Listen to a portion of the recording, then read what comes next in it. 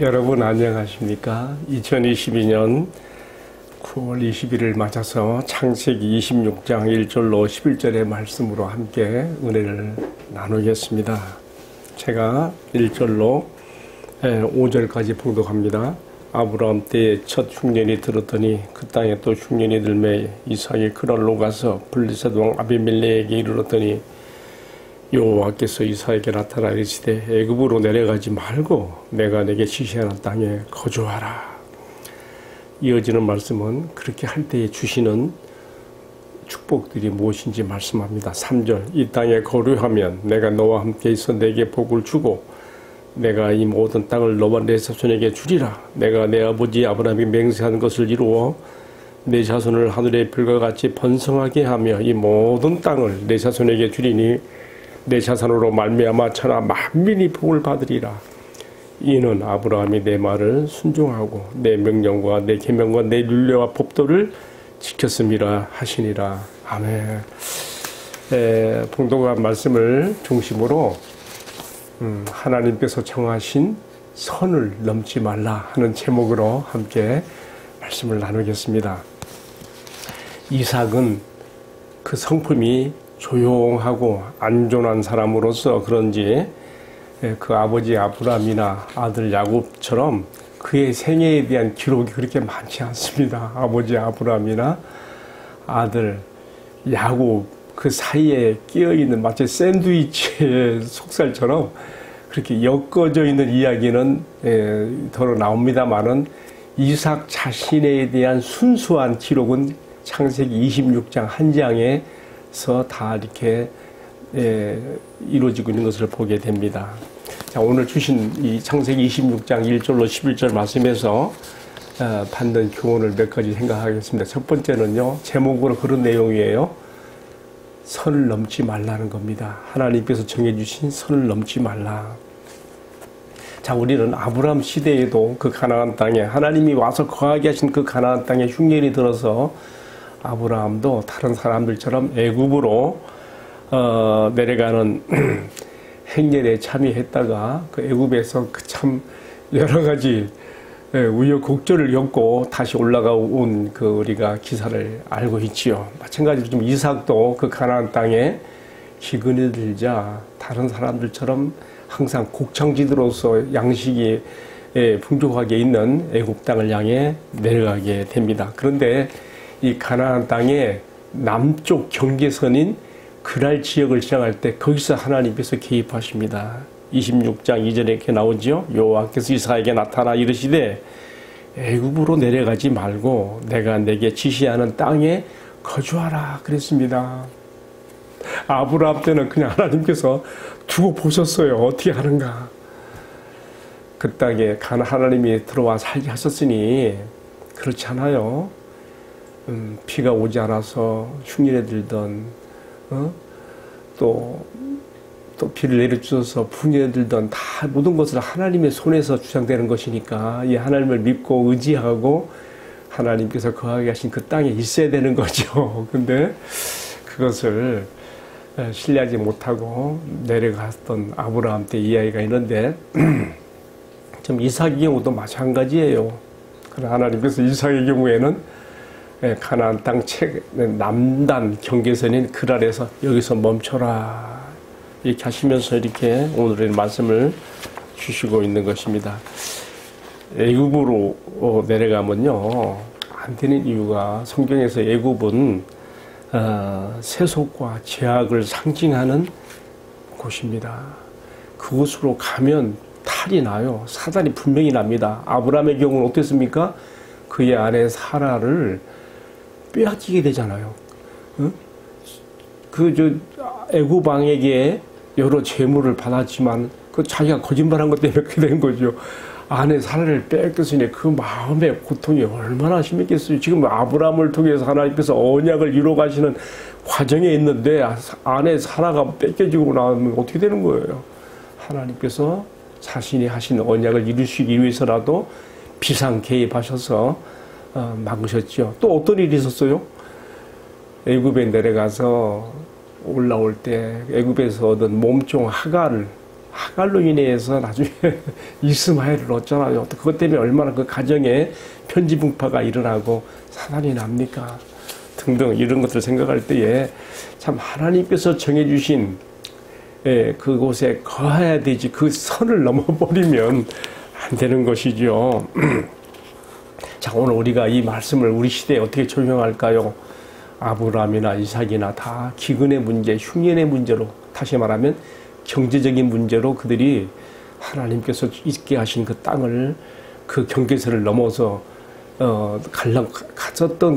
갔었고, 아브라함은 갔고, 이삭의 경우는 가려고 했다가 멈춰진 건데, 여러분, 그들에게는 이 경제적인 문제였다면 오늘 우리는 어떻습니까? 사실 먹고 사는 문제가 뭐 그렇게 우리에게 크게 지장받지 않는 우리의 상황을 본다. 우리에게는 오히려 그런 문제보다도 방금도 말씀드린 것처럼 세속과 죄악의 문화로 상징된 애굽으로 가려고 하는 끊임없는 유혹이 우리 마음에 이렇게 끌어당기는 그 유혹이 있는 것이 아니겠습니까? 하나님께서 정해주신 가나안이라고 하는 하나님 중심, 예배 중심, 하나님을 섬기는 신앙 중심의 그 선을 넘어서서 세상 죄악의 문화로 빠져들어 보고자 하는 그런 유혹의 선을 넘어갈 할 때가 우리에게 있지 않습니까? 우리가 오늘 이 말씀에서 큰 교훈을 받아야 되겠습니다. 애굽으로 내려가지 말라. 내가 정한 선을 넘어가지 말라. 그 하나님의 말씀 우리가 깊이 받아야 됩니다. 우리가 주님이 가르치신 기도로서 그래서 시험에 들지 않게 하시고 다만 악에서 구하옵소서 하는 이 기도는 정말 내가 선을 넘지 않기 위해서 늘 영적으로 깨어서 기도해야 될 제목인 것을 잊지 않아야 되겠습니다. 두 번째로는요, 선을 넘지 않을 때 주시는 축복의 약속이 있어요. 26장 3절에서 5절에 잘 나와 있습니다. 이렇게 말씀했죠. 네가 이 땅에 거류하면 내가 너와 함께 있어 내게 복을 주고 그랬어요. 임마누엘. 또 어떻게 했습니까? 내가 너 아버지 아브라함에게 맹세한 것들을 내가 다 이루어서 그 땅에 대한 약속, 이 땅이 너와 내 후손의 것이 될 것이고 내 자손이 하늘의 별같이 많을 것이라고 하는 이 모든 약속이 이루어지며 내 자손으로 말미암아 천하 만민에게 복이 되게 복을 받게 하리라고 하신 그 약속들이 이루어지는 것을 하나님께서 여기서 다시 이삭에게도 아브라함에게도 그랬던 것처럼 이삭에게 다시 한번 리바이벌 재확인시키고 있습니다. 여러분, 내가 넘지 말아야 될 선을 넘은 곳에서 나와 함께 하신 하나님을 기대할 수는 없습니다. 하나님께서 나에게 거하게 하신 신앙의 안전지대에 있을 때 내가 너와 함께 있어 내게 복을 주리라 하시는 그 말씀을 우리는 받아들일 수가 있는 것입니다. 사실 그렇지 않습니까? 여러분, 복 중에 복이 뭐겠어요? 복 중에 복. 임마누엘. 지금 하나님 이삭에게 하시는 말씀이 복 말하잖아요. 내가 너와 함께 있어. 임마누엘의 축복입니다. 이것만 되면 다른 건 문제 없어요. 다니엘의 세 친구가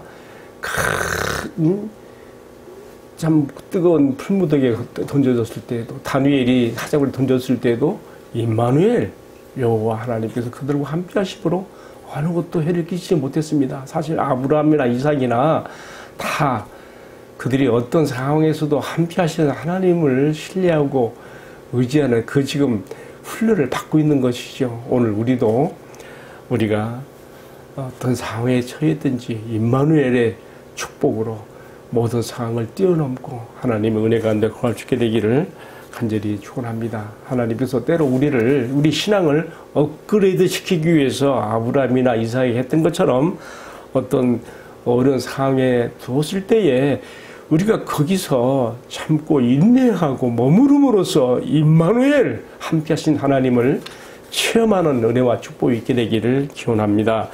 세 번째 생각해 보는 주제는요, 신앙의 계대를 이루어가는 축복입니다. 하나님께서 거하게 하신 땅 가나안의 경계를 넘어 애굽으로 가려고 하는 이삭에게 여호와 하나님께서 나타나셔서 선을 넘어가지 말라 하시면서 내가 너희 아버지 시대에 주신 언약의 맹세들의 축복을 그대로 너에게 전수하여 내려간다 이렇게 하는 근거로서 무엇을 말씀하셨는가 하면요. 이것은 너의 아버지 아브라함이 나의 말을 잘 순종하고 지킨 것에 있다고 이렇게 26장 5절에서 말씀하고 있습니다. 이렇게 되어 있죠. 이런 아브라함이 내 말을 순종하고 내 명령과 내 계명과 내 율례와 내 법도를 지켰음이라 하시니라. 결국 이삭이 받는 축복은요.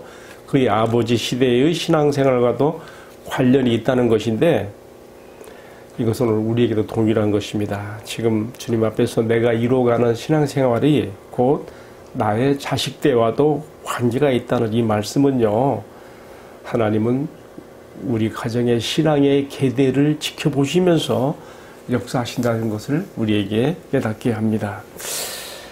바울은 디모데후서 1장 5절에서 디모데에게는 참 거짓이 없는 믿음을 칭찬하면서 이것은 너의 외할머니 루이스와 내 어머니 유니에게 있던 것이었는데 네 아내에도 있는 걸 내가 확신하노라 그랬습니다. 여러분 이 놀라운 참 신앙의 계대성으로 이루어가는 이 영적인 축복들 여기서부터 모든 축복들이 이어지는 거 아니겠습니까? 임마누엘의 축복으로서 이어지는 거 아니겠습니까? 이 은혜가 우리들의 신앙과 삶 가운데도 우리 가정에도 이루어지기를 축복합니다. 마지막으로 하나만 더 말씀 나눕시다. 네 번째 생각하는 교훈이 있습니다. 그것은 하나님께서 나의 부끄러움을 드러내실 때 하는 제목입니다. 하나님께서 나의 어떤 수치를 부끄러움을 드러내실 때 우리가 무엇을 깨달아야 되는가 하는 거예요. 자, 어쨌든 이삭은 하나님께서 애굽으로 가지 말라고 하시면서 경계선을 넘지 않도록 그랄에라도 거하게 하신 그곳에서 오래 구제한 것 같아요. 그런데 함께 하시는 하나님을 신뢰하는 것보다 그랄 사람들을 두려워한 거죠. 그래서 그 아버지 때처럼 그도 역시 아내 리브가를 누이라고 그렇게 누이 관계로 이렇게 속였던 것이죠. 부전자전에 제가 참 이 거짓말이 이삭에 대해서도 그대로 재현되는 걸 보게 됩니다. 우리 피 속에는 이런 거짓 DNA가 있는가 봐. 어쩔 수 없어요. 이렇게 말하고 있는 저 자신도 참 이 문제 앞에서는 정말 자신이 없습니다. 우리는 하나님의 은혜로 서 있을 것뿐입니다. 자, 아버지 아브라함 때에 이렇게 거짓을 말함으로 이삭의 어머니 사례를 뺏길 뻔하고 이삭이 태어나지 않을 수도 있는 그런 상황까지도 갈 수 있었는데 하나님의 비상 개입으로 문제를 해결했죠. 근데 지금 이삭의 경우에는요. 하나님께서 그런 최악의 상황까지는 안 되게 만들어요. 어떻게 하냐면요. 어느 날 그랄 왕이 창밖으로 내다보다가 이삭이 그의 아내 자기가 누이라고 했던 그의 아내 리브가를 포옹하고 꼭 껴안은 모습을 보게 만드신 거예요. 여러분 이게 우연한 거겠습니까? 아닙니다. 하나님께서 창밖으로 그 모습을 보게 만드신 것이지요. 왜 그렇습니까? 지금 이삭이 자기 아내 리브가를 누이라고 거짓말하는 그것이 얼마나 가져올 위험과 위기가 많을 것을 하나님 다 내다보시는 거예요.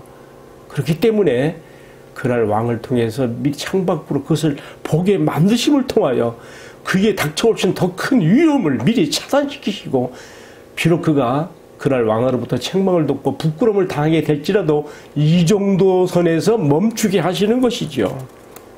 여러분 하나님께서 우리에게 어떤 내가 그리스도인으로서 어떤 부끄러움을 느낄 만한 다른 사람으로부터 또는 믿지 않는 사람으로부터 그렇게 책망을 받을 만한 그런 위기사항을 당하게 하실 때 우리는 이 사건을 기억해야 되는 것입니다. 내가 지금 거짓 가운데 놓여있구나. 그러면 거짓이라는 게 무서운 거예요. 거짓이라는 것은요.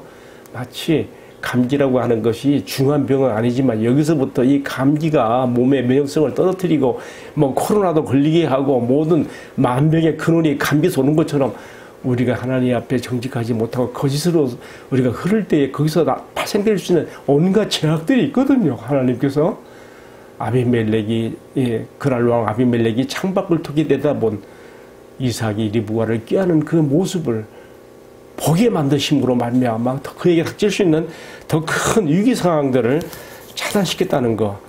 하나님께서 이렇게 한 발 앞서서 이렇게 해서라도 막았다는 것을 우리가 여기서 깨달을 필요가 있는 것이죠. 자, 오늘의 말씀을 마치겠습니다. 여러분, 하나님께서 나의 부끄러움을 드러내게 하실 때 우리가 이 오늘 주신 그랄왕 아비멜렉과 이삭의 관계를 생각하면서 부끄럽지만 나의 체면이 손상됐지만 내 마음의 자존심이 참 상했지만 그것 때문에 우리가 낙심하거나 실족하지 않을 것이며 도리어 나에게 올 수 있는 더 큰 위험들이 사단에 나타날 일들이 막아졌다는 것을 생각하면서 다시금 바로 설 수 있는 기회가 될 수 있기를 축복하며 또 한 가지 기억할 게 있어요. 뭐냐? 결국 아브라함이나 이삭이나 다 거짓말하는 죄에서 벗어나지 못해서 하마터면 하나님이 그들과 맺었던 그 언약들이 깨질 뻔한 그 위기들이 있음에도 불구하고 하나님께서 비상 개입하시고 아브라함의 경우에 비상 개입하시고 이삭의 경우에 아비멜렉 그랄 왕이 창밖을 이삭의 거짓말을 한 것을 드러내게 하는 모습을 보게 함으로써 막으시기까지 해서라도 하나님의 언약을 마침내 이루어가고 있다는 것을 보면서 과연 아브라함이나 이삭의 신앙이 훌륭해서 좋아서 그들에게 그 하나님의 축복의 약속이 이루어지는 그런 거라고 우리가 생각해서는 안 되고요. 언약의 신실하신 하나님이 그들을 처음부터 끝까지 인도해 가시는 것처럼 오늘 우리에게도 동일하게 이렇게 하신다는 것을 우리가 바라볼 필요가 있는 것입니다. 언약의 신실하신 하나님, 그 하나님께서 나를 붙드시고 나의 실패와 실수 속에서도 나를 붙들어 지키시며 이끌어 가시는 신실한 주님을 바라볼 수 있기를 바랍니다. 기도하십시다. 언약의 신실하신 주님, 감사와 찬양을 드립니다. 아브라함과 그의 하나님이 되시고 이삭과 그의 하나님이 되신 것처럼 오늘 나의 하나님이 되시어서 나와 내 가정과 나의 삶을 이끌어 가실 때에 이미 주신 이러한 창세기의 말씀들을 잘 조명함으로써 주님의 인도를 잘 따라갈 수 있는 저희들이 될 수 있도록 은혜를 베풀어 주옵소서. 이 모든 말씀을 존귀하신 우리 주님 예수 그리스도의 이름으로 기도하옵나이다. 아멘. 예, 마쳤습니다. 감사합니다.